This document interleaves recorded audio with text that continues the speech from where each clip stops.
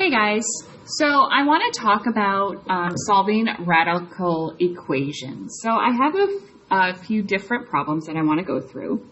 Here we have the fourth root of x to the eighth times the cube root of x to the fourth. So I want you to treat these individually.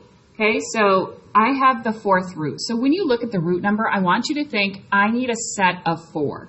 So if you have 8 x's, how many sets of 4 can you make?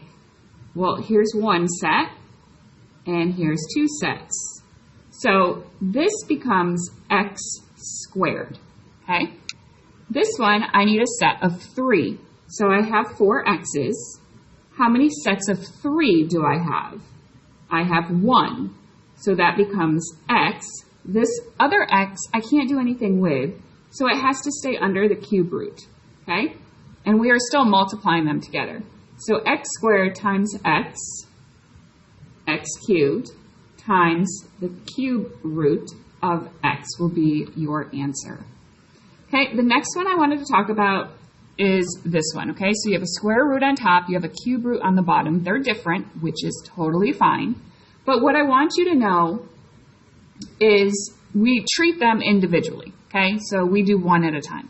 So let's just focus on our denominator right now.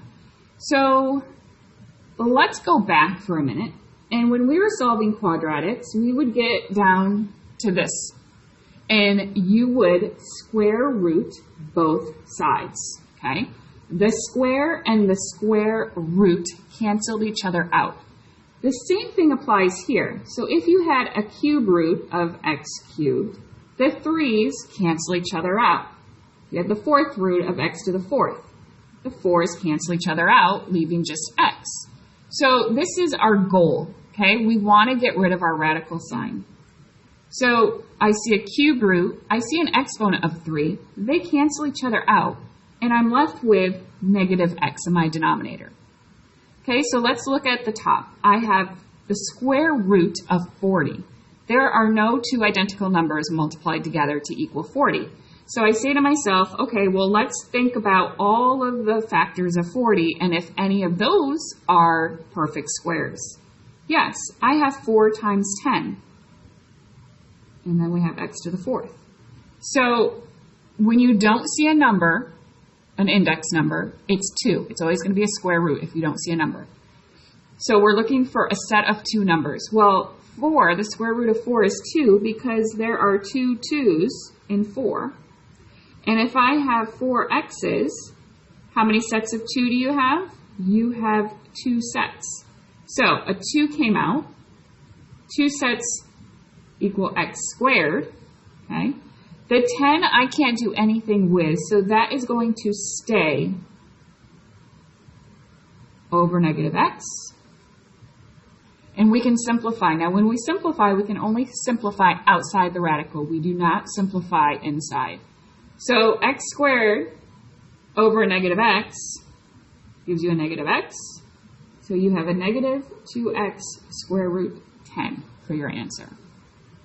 Okay, over here, when you take the square root of a fraction, you are going, or the fourth root, sorry, you are going to do the fourth root of your numerator over the fourth root of the denominator, okay?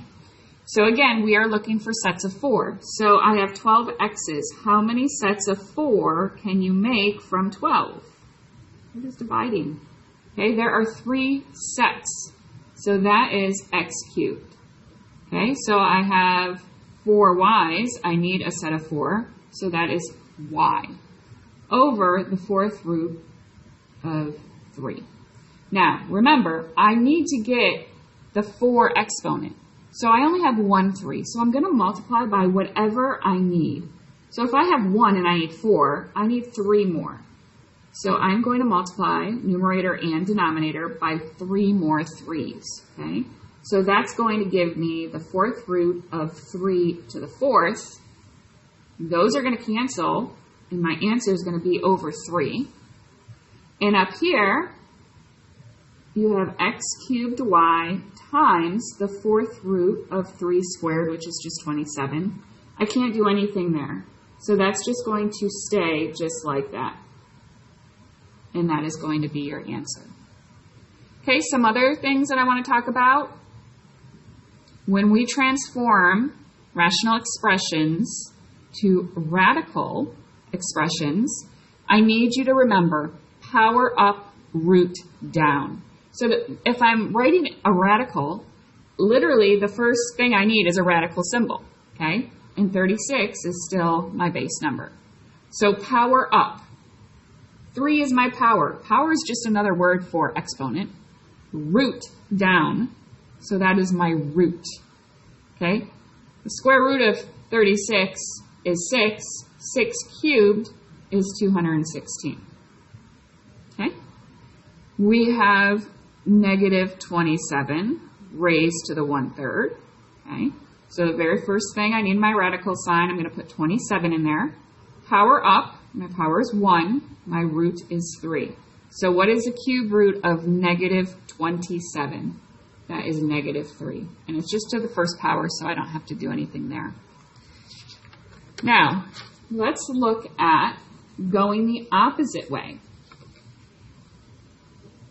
Okay, now you have a radical symbol expression, and we're going to change it to a rational expression. Okay, so 9, power up. What's my power? 10. Power up, my root is down. Okay, 10 divided by 5 is 2, and that gives me 81. Okay, if we have the cube root of 27 squared, okay, so 27, my exponent is 2, power up, root down. Okay, 27 2/3. All right, that's it. Good luck, guys.